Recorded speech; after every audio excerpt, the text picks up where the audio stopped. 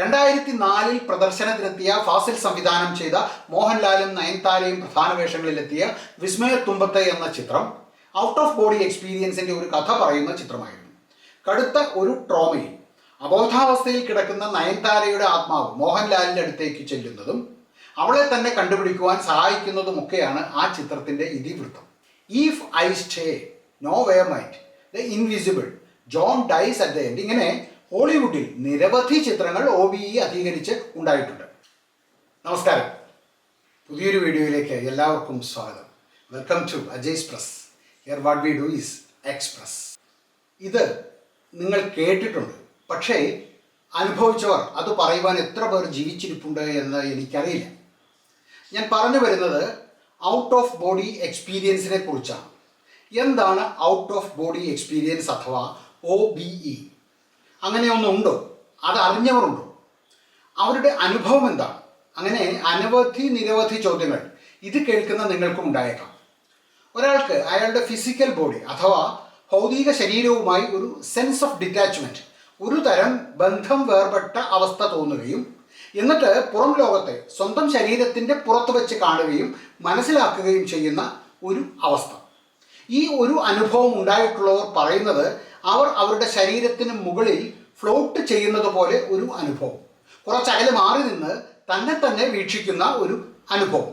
അതുമല്ല എങ്കിൽ ഭൗതിക ശരീരം നിശ്ചലമായി കിടക്കുമ്പോഴും ഓരോരോ പുതിയ ലൊക്കേഷനുകളിലേക്ക് യാത്ര ചെയ്ത ഒരു അനുഭവം. ഇങ്ങനെയായിരുന്നു OBE പലർക്കും. ഈ അനുഭവങ്ങളെല്ലാം കൂടുതലും ചില ആളുകളുടെ നിയർ ഡെത്ത് എക്സ്പീരിയൻസ് ആയിരുന്നു. മരിക്കുന്നു എന്നൊരു അവസ്ഥയിലേക്ക് എത്തിച്ചേർന്നിട്ട് പിന്നീട് തിരിച്ചു വരുന്നു. ഈ ഒരു സമയമാണ് നമ്മൾ നിയർ ഡെത്ത് എക്സ്പീരിയൻസ് എന്ന് പറയുന്നത്.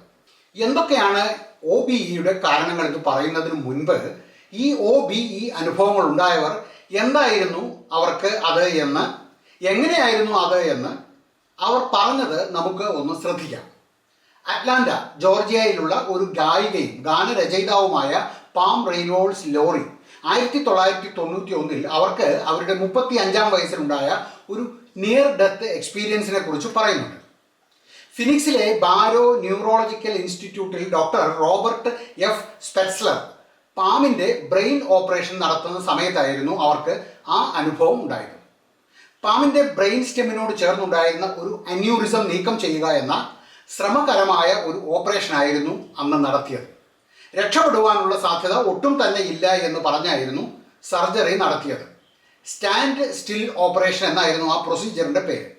പാമ്പിൻ്റെ ശരീരത്തിൻ്റെ താപനില 10 ഡിഗ്രി സെൽഷ്യസിലേക്ക് കൊണ്ടുവന്ന് ഹൃദയത്തിൻ്റെയും ശ്വാസകോശത്തിൻ്റെയും പ്രവർത്തനം നിർത്തിവെച്ച് തലച്ചോറിലെ രക്തം മുഴുവനായും ഡ്രെയിൻ ചെയ്തിട്ടായിരുന്നു ഈ ഓപ്പറേഷൻ നടത്തിയത്. ഇതിനെ മെഡിക്കലി ഇൻഡ്യൂസ്ഡ് ഹൈപ്പോതെർമിക് കാർഡിയാക് അറസ്റ്റ് എന്നും പറയും. 7 മണിക്കൂർ നീണ്ട സർജറി വിജയകരമായിരുന്നു. പിന്നീട് പാം റെയ്നോൾഡ്സ് പറഞ്ഞ കാര്യങ്ങളാണ് കേട്ടവരെയെല്ലാം അത്ഭുതപ്പെടുത്തിയത്. ഓപ്പറേഷൻ്റെ സമയത്ത് അവർ ഡി നാച്ചുറൽ പോലൊരു വെസ്റ്റേൺ മ്യൂസിക് നൊട്ടേഷൻ കേൾക്കുന്നു. ആ ശബ്ദം അവളുടെ ശരീരത്തിന് പുറത്തേക്ക് വലിച്ചു കൊണ്ടുവന്ന് ഓപ്പറേഷൻ തിയേറ്ററിന് മുകളിൽ ഫ്ലോട്ട് ചെയ്യുന്ന ഒരു അവസ്ഥാവിശേഷത്തിലേക്ക് കൊണ്ടുചെന്നെത്തിക്കുകയും ചെയ്തു. അവിടെ നിന്നുകൊണ്ട് അവർക്ക് ഡോക്ടർ ഓപ്പറേഷൻ ചെയ്യുന്നതെല്ലാം കാണാമായിരുന്നു. പാം റെയ്നോൾഡ്സ് പറഞ്ഞത് ഈ സമയത്ത് അവൾ നോർമലിനേക്കാൾ കൂടുതൽ ജാഗരൂകയായിരുന്നു എന്നും മാത്രമല്ല അവളുടെ കാഴ്ച കൂടുതൽ ഫോക്കസ്ഡും അതുപോലെ നോർമലിനേക്കാൾ കൂടുതൽ വ്യക്തവും ക്ലിയറും ആയിരുന്നു എന്നാണ്. അവർ ഓപ്പറേഷൻ തിയേറ്ററിൽ കണ്ട സർജിക്കൽ സോയെ അവർ ഒരു ഇലക്ട്രിക്കൽ ടൂത്ത് ബ്രഷിനോടായിരുന്നു ഉപമിച്ചത്. യഥാർത്ഥത്തിൽ അത് ശരിയുമായിരുന്നു. അവരുടെ ചെവിയിൽ ഇയർഫോൺ വെച്ചിട്ടുണ്ടായിരുന്നു എങ്കിലും ഓപ്പറേറ്റിംഗ് സ്റ്റാഫ് തമ്മിൽ സംസാരിക്കുന്നത് അവൾക്ക് കേൾക്കാമായിരുന്നു. ഇങ്ങനെ ഓപ്പറേഷൻ നടക്കുന്നതിനിടയിൽ ഒരു പോയിന്റിൽ അവൾക്ക് അവിടെ ഒരു സാന്നിധ്യം അനുഭവപ്പെടുകയും ഒരു പ്രകാശം കാണുകയും ആ പ്രകാശത്തിലേക്ക് അവൾ വലിച്ച് അടുപ്പിക്കപ്പെടുകയും ചെയ്തു. ആ പ്രകാശത്തിൽ അവളുടെ മുത്തശ്ശിയെയും അവളുടെ അങ്കിളിനെയും അവളുടെ ബന്ധുക്കളെയും പിന്നെയും പരിചയമില്ലാത്ത കുറേ ആളുകളെയും കാണുകയും ചെയ്തു. പാം റെയ്നോൾഡിനെ സംബന്ധിച്ചിടത്തോളം കുറേ അധികം നേരം അവിടെ അങ്ങനെ നിൽക്കുന്നത് അവൾ ശരിക്കും ആസ്വദിക്കുന്നുണ്ടായിരുന്നു. പക്ഷേ ഏതോ ഒരു പോയിന്റിൽ തിരിച്ചു പോകണം എന്നവളെ ആരോ ഓർമ്മപ്പെടുത്തിയിരുന്നു. അവൾ പറയുന്നുണ്ടായിരുന്നു അവളുടെ അങ്കിളായിരുന്നു അവളെ അവളുടെ ശരീരത്തിലേക്ക് തിരിച്ചു കൊണ്ടുവന്നത് എന്ന്. പക്ഷേ അതവൾക്ക് ഒട്ടും താല്പര്യമില്ലാത്തൊരു കാര്യമായിരുന്നു. അതുകൊണ്ട് അങ്കിൾ അവളെ തള്ളി ശരീരത്തിലേക്ക് തിരിച്ച് കയറ്റുകയായിരുന്നു. ആ അനുഭവം അവൾ വിവരിച്ചത് ഐസ് വെള്ളത്തിലേക്ക് എടുത്തു ചാടിയതുപോലെ എന്നായിരുന്നു. നോർത്ത് കരോളിനയിലെ ഒരു ന്യൂറോ സർജൻ ആയിരുന്നു ഡോക്ടർ എബിൻ അലക്സാണ്ടർ. 2008 ഒരിക്കൽ കടുത്ത ബാക്ടീരിയൽ മെനിഞ്ചൈറ്റിസ് ബാധിച്ച് മെഡിക്കലി ഇൻഡ്യൂസ്ഡ് കോമയിലേക്ക് പോയി ഡോക്ടർ അലക്സാണ്ടർ. പിന്നീട് 2012 അദ്ദേഹം എഴുതിയ proof of heaven, a neurosurgeon's journey into the afterlife എന്ന പുസ്തകത്തിൽ 2008 കോമയിൽ അദ്ദേഹത്തിനുണ്ടായ നിയർ ഡെത്ത് എക്സ്പീരിയൻസ് വിവരിക്കുന്നുണ്ട്. അതിൽ അദ്ദേഹം അടിവരയിട്ട് പറയുന്ന ഒരു കാര്യം, കോമ അദ്ദേഹത്തിനെ ബ്രെയിൻ ഡെത്തിലേക്ക് കൊണ്ടുപോയി എന്നും കോൺഷ്യസ്നസ് എന്നത് തലച്ചോറിൻ്റെ ഒരു ഉൽപ്പന്നം എന്നത് മാത്രമല്ല, ആ കോൺഷ്യസ്നസ് മരണാനന്തര ജീവിതത്തിലും തുടരും എന്നായിരുന്നു. ആ കോമ സ്റ്റേജിൽ അത്യഗാധമായ നിയർ ഡെത്ത് എക്സ്പീരിയൻസ് അനുഭവിക്കുകയും ആ സമയത്ത് അദ്ദേഹത്തിന് സമാധാനവും സ്നേഹവും ഒരു ദൈവീക സാന്നിധ്യം അനുഭവപ്പെടുകയും ചെയ്തു എന്നായിരുന്നു. ഒരു ഊർജ്ജസ്വലമായ ആത്മീയ മണ്ഡലത്തിലൂടെ യാത്ര ചെയ്യുന്നതായും പ്രകാശത്തിൻ്റെ ജീവനുള്ള കണികകളെ കാണുകയും ഒപ്പം കോൺഷ്യസ്നെസ്സിൻ്റെ പ്രകൃതിയിലേക്ക് അഗാധമായ ഉൾക്കാഴ്ച ഉണ്ടാകുകയും ചെയ്തു. ഇതായിരുന്നു ഡോക്ടറുടെ അനുഭവം. എന്താണ് ഈ OBEയിൽ സംഭവിക്കുന്നത്? ഒരാളുടെ കോൺഷ്യസ്നെസ് ഇങ്ങനെ ശരീരം വിട്ടു പോകുന്നുണ്ടോ? വിദഗ്ധർക്ക് ഇക്കാര്യത്തിൽ വലിയ തീർച്ചയൊന്നുമില്ല. അതിനു മുൻപ് എന്താണ് OBE എക്സ്പീരിയൻസ് എന്ന് കൂടി നമുക്കൊന്ന് നോക്കാം. ശരീരത്തിന് പുറത്ത് ഫ്ലോട്ട് ചെയ്യുന്ന ഒരു പ്രതീതി അനുഭവപ്പെടുന്നു. ലോകത്തെ മറ്റൊരു പെർസെപ്ഷനിൽ വീക്ഷിക്കുക, ഉയരങ്ങളിൽ നിന്നും താഴോട്ട് വീക്ഷിക്കുക, അതേപോലെ നിങ്ങളെ തന്നെ നിങ്ങൾ മുകളിൽ നിന്നും വീക്ഷിക്കുക. എന്താണോ സംഭവിക്കുന്നത് അത് റിയൽ ആണെന്ന് തീർത്തും വിചാരിക്കുക. മറ്റൊന്ന് വെരിഡിക്കൽ പെർസെപ്ഷനാണ്.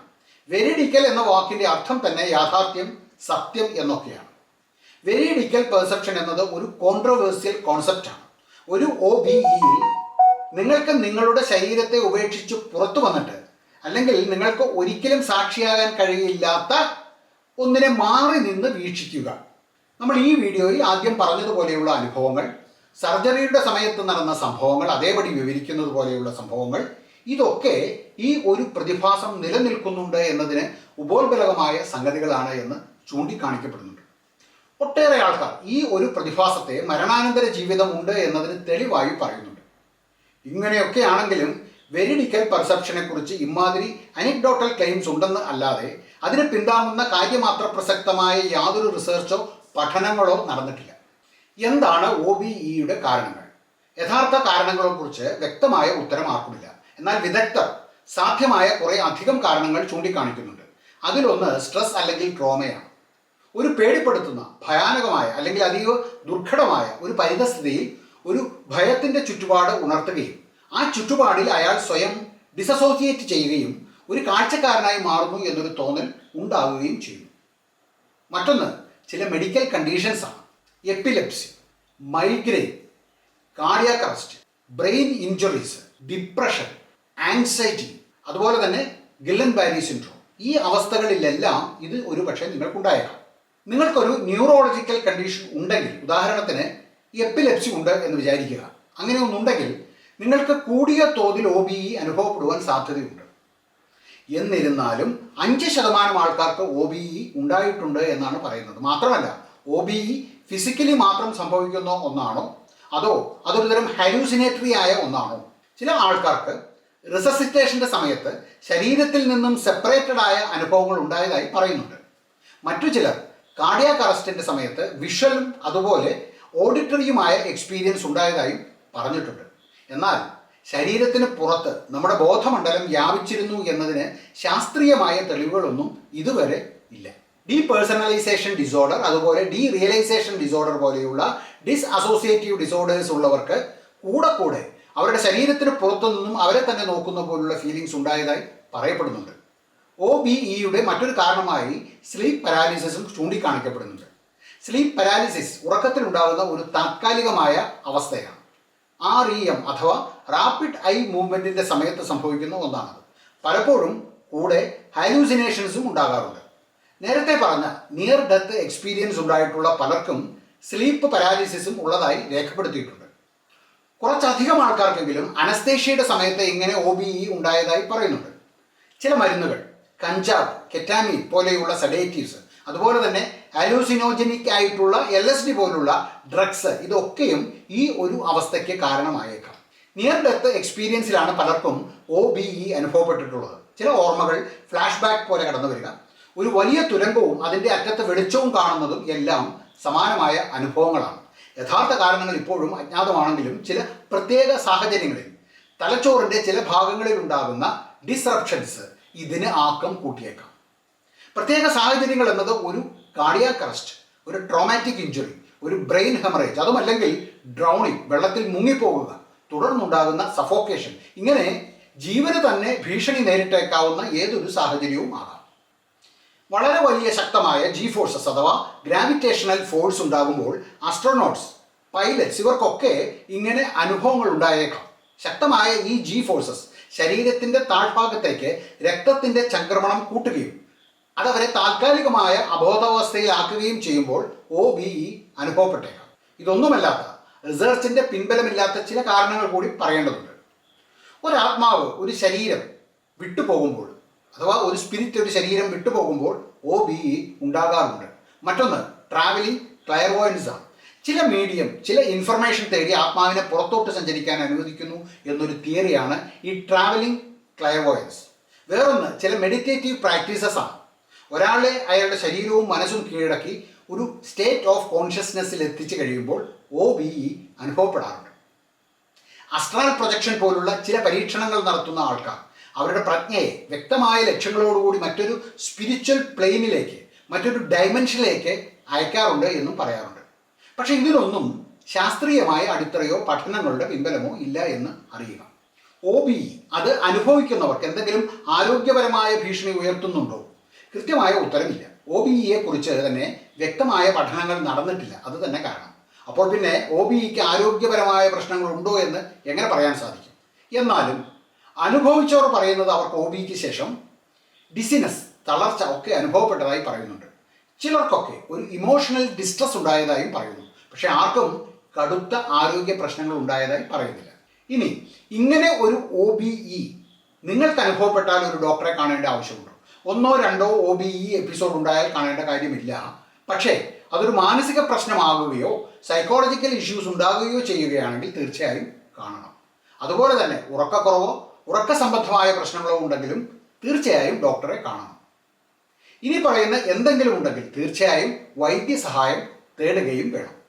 കടുത്ത തലവേദന, കാഴ്ചയിൽ മിന്നുന്ന പ്രകാശ ധോരണി കാണുക, സീഷേഴ്സ്, കൂടെ കൂടെ OBEയോടനുബന്ധിച്ചുണ്ടാകുന്ന ബോധക്ഷയം, മൂഡ്സിലുണ്ടാകുന്ന വ്യതിയാനങ്ങൾ, ആത്മഹത്യാ പ്രവണത. 2004 പ്രദർശനത്തിനെത്തിയ ഫാസിൽ സംവിധാനം ചെയ്ത മോഹൻലാലും നയൻതാരയും പ്രധാന വേഷങ്ങളിലെത്തിയ വിസ്മയത്തുമ്പത്ത് എന്ന ചിത്രം ഔട്ട് ഓഫ് ബോഡി എക്സ്പീരിയൻസിൻ്റെ ഒരു കഥ പറയുന്ന ചിത്രമായിരുന്നു.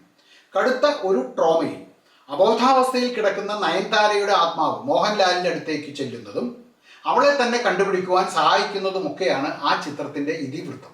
If I stay, no where might, the invisible, John dies at the end, ഇങ്ങനെ ഹോളിവുഡിൽ നിരവധി ചിത്രങ്ങൾ OBE അധികരിച്ച് ഉണ്ടായിട്ടുണ്ട്.